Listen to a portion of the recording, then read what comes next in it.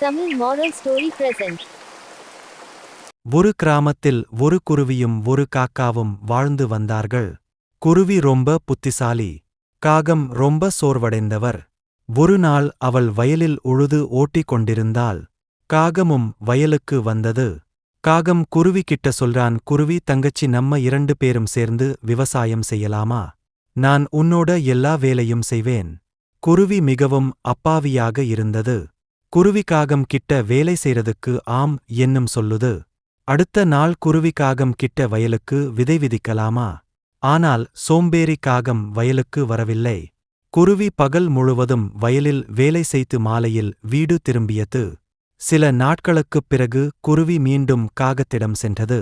காகத்திடம், வயலுக்குத் தண்ணீர் பாய்ச்சி வா என்று சொல்ல ஆரம்பித்தார். என்னுடன் வயலுக்கு வா. வயல்களுக்கு தண்ணீர் விடுகிறோம்.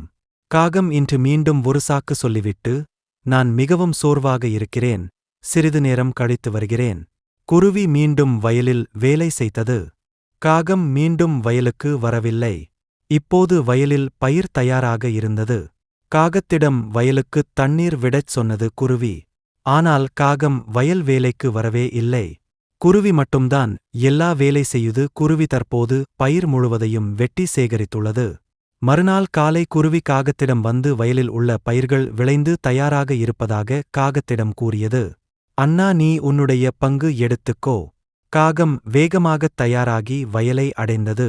குருவி காகத்திடம், அண்ணா, நீ ஒரு குவியலை எடு, நான் ஒரு குவியல் பயிர்களை எடுத்துக் கொள்கிறேன். குருவி தன் பயிர்களை கொஞ்சம் கொஞ்சமாக வீட்டிற்கு எடுத்துச் செல்கிறார். காகம் அவர் வயலில் பயிரை வீட்டிற்கு எடுத்துப் போகவில்லை. மறுநாள் பெய்த மழையால் காகத்தின் பயிர்கள் அனைத்தும் நாசமானது. இப்போது காகம் விற்கு சாப்பிட எதுவும் இல்லை. குருவி தன் உணவைத் தயாரித்து சாப்பிடத் தொடங்கும் போது அது சிட்டுக்குருவியிடம் வந்து, தங்கச்சி, எனக்கும் கொஞ்சம் உணவு கொடு என்று கூறுகிறது. எனது பயிர் மழையால் நாசமாயிருச்சு.